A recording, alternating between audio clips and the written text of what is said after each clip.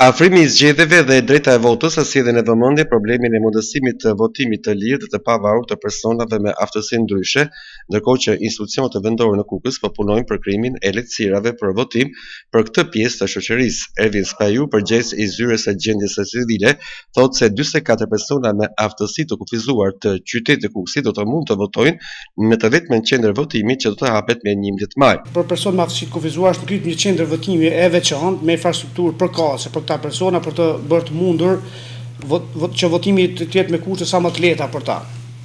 Ku është tek poliklinika. Sa është numri?